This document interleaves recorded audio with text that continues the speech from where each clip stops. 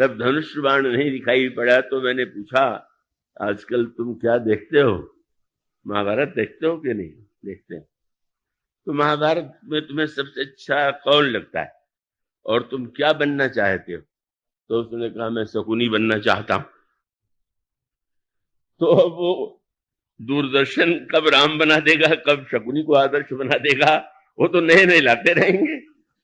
तो वस्तुतः आदर्श तो स्थायी होना चाहिए का, इसलिए वो स्वामी जी ने जब ये कहा कि लोग महाभारत, तो उन्होंने कहा कि मैं महाभारत के ज्ञान की निंदा नहीं कर रहा हूं। महाभारत में तो इतना तत्व ज्ञान है, भगवत गीता भी उसी में है।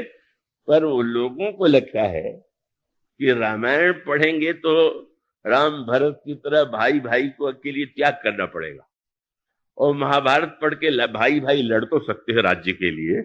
इसलिए अच्छा यही है कि हम रामायण के स्थान पर महाभारत को ही अपना आदर्श बनावे। राहुल रामायण में गोस्वामी जी ने कहा, रामायण सिख अनुहरत जग भयो भारत रीत, क्या करें बोले तुलसी सठ की को सुने, मुझ तुलसी दुष्ट को कौन सुने, बोले गल कुचाल पर प्रीत। तो सरल सा तात्पर्य ये है कि वस्तुतः जब जीवन में, मन में, सोचने में और पूरी तरह से परिवर्तित हो जाता है व्यक्ति, जब तक नहीं होता तब तक वो अच्छा व्यवहार करने की चेष्टा करे, वो ठीक है। लेकिन जब वो पूरा परिवर्तन होगा तब कहीं जाकर के राम राज्य मिलेगा। और यह परिवर्तन श्री राम के रहते हुए नहीं हो पाया, श्री भरत के द्वारा हुआ। श्री भगवान राम ने दिखला भी दिया। भरत भरत पयो मधि प्रगटो सुर साधु हित कृपा सिंधु रघुबीर। भगवान श्री राम ने स्पष्ट दिखा दिया, मैं समाज को पूरी तरह नहीं बदल सकता, बदलने की सामर्थ्य तो भरत में। और यह जो भरत का प्रेम है, प्रेम का मूल आधार क्या है, प्रेम का दर्शन क्या है? प्रत्येक व्यक्ति जीवन में लाभ चाहे, स्वार्थ की पूर्ति चाहे, यह तो एक जगत का व्यवहार है ही। पर प्रेम की व्याख्या शब्दों में संभव ही नहीं है। देवर्षि नारद ने जो प्रेम दर्शन लिखा उसमें यही कहा, अनिर्वचनीयम प्रेम स्वरूप। प्रेम का स्वरूप वाणी का विषय नहीं। फिर भी प्रेम को समझने का एक किंचित यदि प्रयास करें तो इसका अर्थ है, जब छीनने की प्रवृत्ति है तो रावण का राज्य है, और जब लेन लेन ठीक है तो मानो दशरथ का राज्य। न्याय दृष्टि से प्रत्येक व्यक्ति को जो मिलना चाहिए मिलना, और जहां पर केवल देना ही देना हो, कुछ चाहिए ही नहीं, तब वो प्रेम है। तो इतने बहुत है कि छीनने के स्थान पर व्यक्ति में कम से कम न्यायपूर्वक वितरण की भावना तो आ जाए। लेकिन प्रेम का उदय, जो प्रेम की वृत्ति है, उसको अगर समझना चाहें तो मानो समझने के लिए श्री भरत का जो चरित्र है वह एक प्रमाण है, और उसके माध्यम से हम समझ सकते हैं श्री भरत के लिए अयोध्या का राज्य उपलब्ध था। श्री रामभद्र माता पिता के पिताजी की बात की, सत्य की रक्षा करने के लिए बन चले जाते हैं, और बन जाते हुए भगवान श्री राम का महानतम आदर्श क्या है? आप अपने सत्य की रक्षा के लिए सब कुछ करने को तैयार हो तो भी बड़ी बात, लेकिन धन्य है श्री राम, उनका शील कि उनके सत्य का प्रश्न नहीं था। पिताजी ने कोई वचन दिया था तो पिताजी के वचन की रक्षा पिताजी करें। पर श्री रामभद्र की विशेषता यह है कि नहीं, पिताजी के वचन की रक्षा के लिए वे बन जाते हैं। और उस संदर्भ में आगे चल करके श्री भरत ने, या प्रेम की दृष्टि से जब घटनाओं को देखे, एक दृष्टि तो धर्म की है, न्याय की है, और दूसरी दृष्टि प्रेम की है। तो धर्म की दृष्टि माने न्याय की दृष्टि, और प्रेम की दृष्टि श्री भरत आते हैं।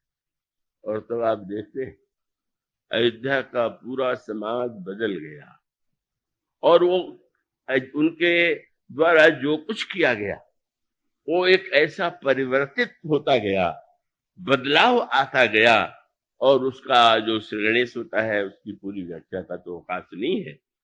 किस तरह से महारानी कैकेयी को ग्लानि और पश्चाताप हुआ कि मैंने राम के लिए वन मांग के कितना बड़ा अनर्थ किया।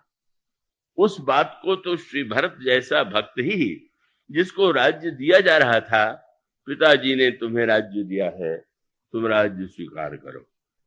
और उसके साथ साथ गुरु वशिष्ठ ने कहा कि भरत, तुम जानते हो तुम्हारे पिता इतने महान थे कि उन्होंने सत्य के लिए राम को भी छोड़ दिया, और श्री राम से इतना प्रेम करते थे कि राम के लिए उन्होंने शरीर छोड़ दिया।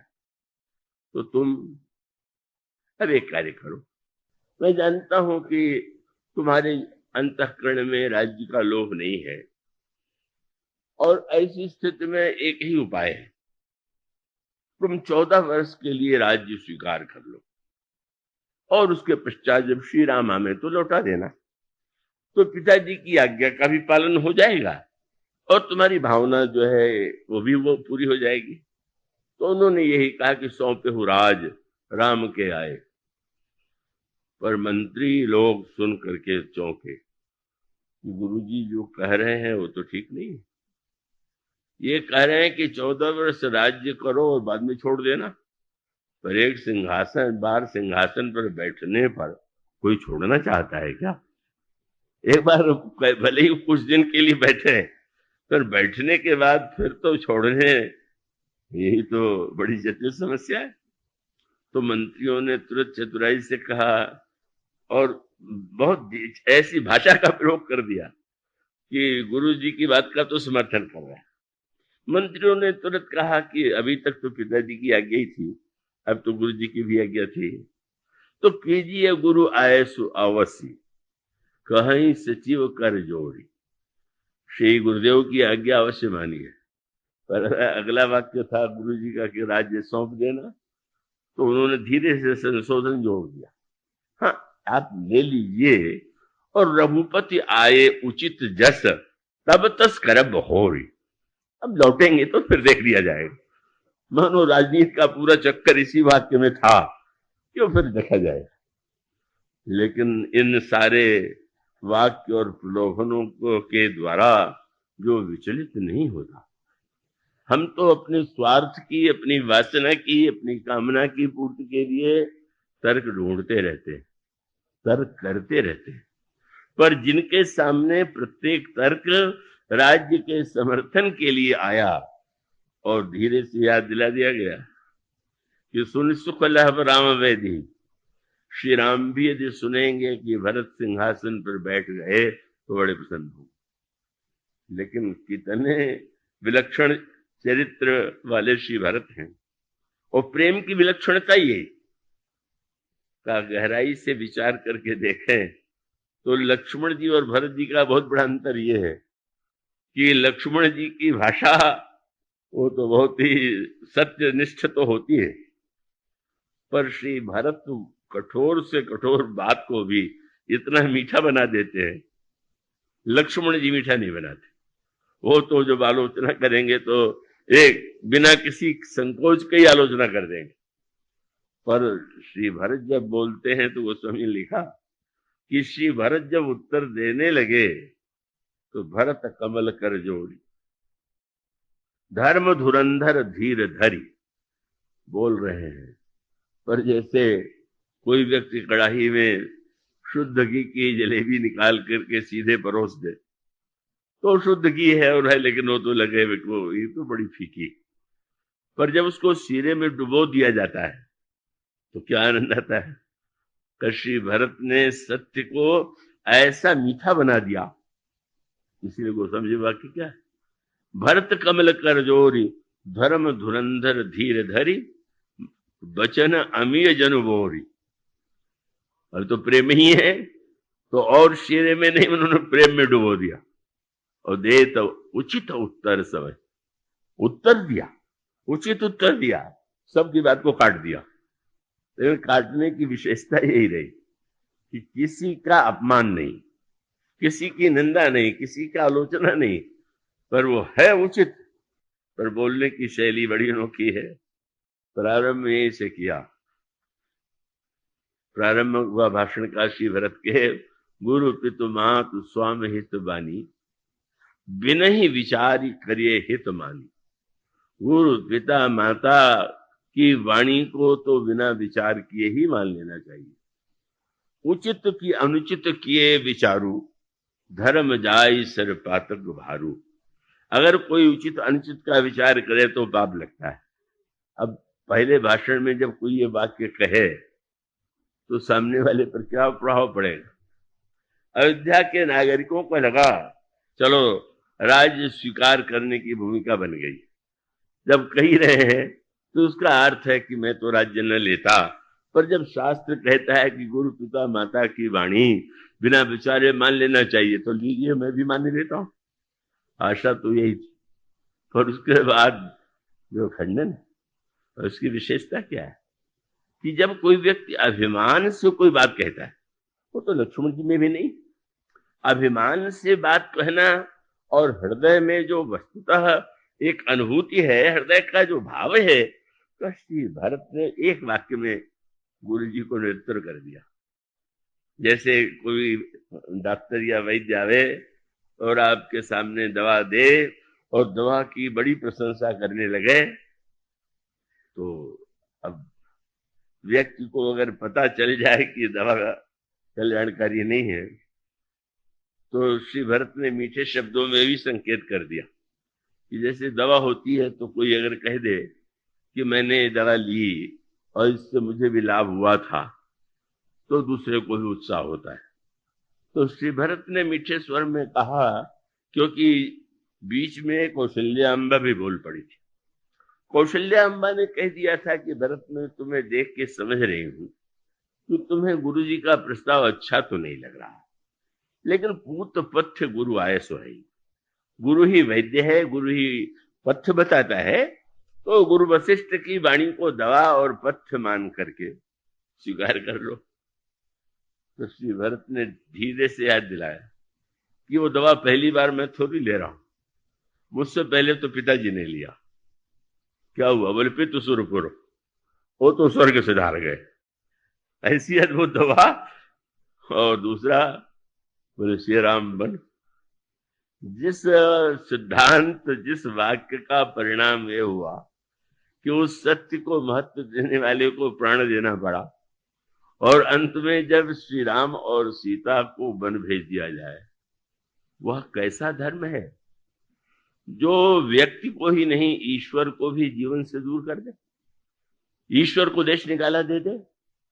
मानो श्री भरत का तात्पर्य यही था। और एक वाक्य में उन्होंने कहा, गुरुदेव आपने तो बहुत बढ़िया बात कही है, लेकिन मैं एक प्रार्थना करूंगा आपसे। और वो वाक्य ये था कि अब आपने जो कहा वो तो ठीक ही है, लेकिन अब आप मुझको देख करके तब आप बताइए दवा।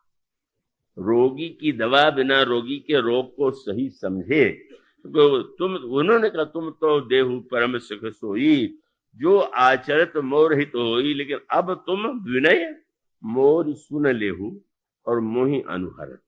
तो एक वाक्य ही तो है।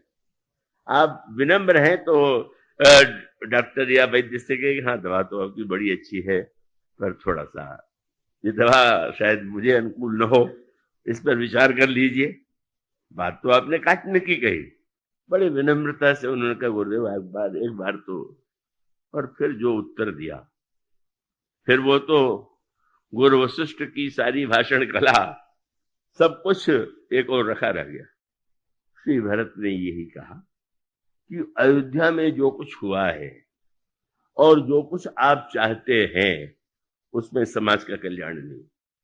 आप क्या ये मानते हैं कि मेरे सिंहासन पर बैठने से समाज का कल्याण होगा? क्या आप समझते हैं कि मैं राजा बन जाऊंगा तो आपके द्वारा सचमुच का कोई लाभ होगा?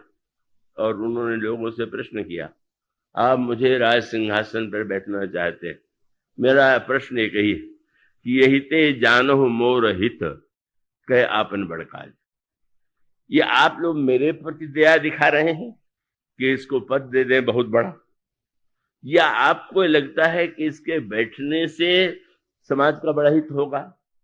और तब उन्होंने यही कहा कि आप विचार करके देखिए, मेरे बैठने से समाज का हित हो ही नहीं सकता है, क्योंकि जिस व्यक्ति को राजा बनाने के लिए इतना षड्यंत्र किया गया हो, इस तरह से असत्य, मिथ्या और दुर्वृत्ति का आश्रय दिया गया हो, जिसे पिताजी की आज्ञा कही जा रही है, वो आज्ञा पिताजी की तो नहीं है। इतनी गहरी पैठ थी। पिताजी की आज्ञा कल की दुहाई दी जा रही है, क्या यही पिताजी की आज्ञा सही है क्या? पिताजी की एक ही इच्छा थी, गुरु जी की ओर देखा, आपसे बढ़ करके कोई व्यक्ति ऐसा नहीं होगा कि जो पिताजी की इच्छा को जानता हो। ये जो राज्य सिंहासन पर बैठाने के लिए योजना बनी, पिताजी ने गुरु जी से पूछा था कि नहीं? और जब गुरु जी ने उसको स्वीकृति दी, तब वो प्रस्तुत हुए। तो उनका तात्पर्य मानो यह था कि आपसे उन्होंने आज्ञा मांगी, आपने स्वीकृति दिया, और इसके बाद जब ये कहा जा रहा है कि उनकी आज्ञा मेरे सिंहासन पर बैठने की है, इसमें कितना सत्य है। और तब उन्होंने यही कहा कि बात तो इतनी सी है कि ये आज्ञा पिताजी की है ही नहीं। तो पिताजी की नहीं है, महारानी कैकेयी की भी तो है। महारानी भी तो मां है। पर उन्होंने कहा, क्या सचमुच मां की आज्ञा है क्या? मां ने सुना कि राज्य मिलने वाला है तो प्रसन्न हुई। पिताजी श्री राम को राज्य देने के लिए व्यग्र हैं। ये 14 वर्ष का वनवास और भरत को राज्य जो है, न पिताजी की आज्ञा है, न महारानी कैकेयी की आज्ञा है। ये तो षड्यंत्रकारिणी मंथरा की आज्ञा है। और मंथरा की बात ही मानना अगर धर्म हो तो और बात। पर उसका तात्पर्य क्या है? उसका सूत्र यह है कि हम सब अपनी जितनी भी व्याख्या करते हैं, वो अपने स्वार्थ के समर्थन में करते हैं। और प्रेम माने जहां धर्म का निर्णय स्वार्थ की रक्षा के लिए नहीं, का जहां पर हृदय में त्याग की वृत्ति हो। और स्वार्थ की व्याख्या तो वस्तुतः समाज में निरंतर होती ही रहती है। उसके लिए तो तर्कों की और कानून की और उसकी कोई कमी नहीं। पर धन्य श्री भरत। और श्री भरत ने अपने पिताजी के लिए बहुत कम ऐसे अवसर आए कि जब भरत जी ने कठोर शब्द का भी प्रयोग किया। और कठोर शब्द का प्रयोग तो इस सीमा तक कि जब उन्होंने महारानी कैकेयी से कहा कि मेरे पिताजी तो बड़े महान थे और यही मेरा विश्वास था, लेकिन अब जो अयोध्या में घटित हुआ उससे तो मुझे लगने लगा। माना जाता है कि जब किसी की मृत्यु निकट आती है तो उसकी बुद्धि कुछ विपरीत हो जाती। तो उनका पिताजी बड़े बुद्धिमान रहे हो जीवन भर। सत्य तो यही है कि मरण काल विधिमति हर लीन। मृत्यु के समय ब्रह्मा ने उनकी बुद्धि को नष्ट कर दिया था, तभी महाराज ने इस प्रकार की बात को होने दिया। और उसका अर्थ क्या? महारानी ने यदि सत्य की दुहाई देकर उनसे कहा भी तो वे कह सकते थे कि मैंने समाज के सामने राम को राज्य देने का वचन दिया, गुरु जी के सामने वचन दिया राम को राज्य सिंहासन पर बैठाने का। तो गुरु जी को दिया गया वचन वचन नहीं है, समाज को दिया गया वचन नहीं है, बस एक कैकेयी का वचन वचन हो गया। अगर वो सत्य का निर्णय कर पाते, उनकी बुद्धि उस समय निर्मल होती तो समझ लेते कि नहीं नहीं, हम सत्य के नाम पर यह अन्याय और अनर्थ नहीं होने देंगे। और इसका उत्तर यह है, इसका तात्पर्य यह है कि वस्तुतः जब मनुष्य के जीवन का केंद्र स्वार्थ है तो स्वार्थ की भी निंदा नहीं। अगर वह स्वार्थ दूसरे के स्वार्थ में और अपने समर्थ स्वार्थ में एक सामंजस्य बना सके तो समाज चलता है। लेकिन जब स्वार्थ की स्थिति यह हो जाए कि व्यक्ति निरंतर अपने स्वार्थ के लिए सब कुछ करने के लिए प्रस्तुत हो जाए, तो फिर वो तो अन्याय और अनर्थ है। और प्रेम का अर्थ है, प्रेम माने, प्रेम की एक ही परिभाषा है कि जहां पर मत सुख की भावना मिट गई, तत्सुख और मत सुख, एक कार्य व्यक्ति अपने सुख के लिए करता है और एक कार्य ऐसा है कि जो व्यक्ति जो है, इसके लिए नारद जी ने भक्ति सूत्र में शब्द लिखा, सूत्र लिखा, प्रेम का लक्षण क्या है? तत् सुखे सुखित्व। जो हमारा प्रिय है, जो हमारा आराध्य है, हमारा जो इष्ट देव है, उसका सुख ही मेरा सुख है। और कितनी उदात्त भावना है। गुरु जी ने यही तो कहा था कि राज्य स्वीकार कर लो, 14 वर्ष तक राज्य चला करके श्री राम को समर्पित कर देना, तो समर्पण की बड़ी महिमा है। का संग्रह करना मानो गृहस्थ जीवन का कर्तव्य है, दान देना उसका और बड़ा कर्तव्य है।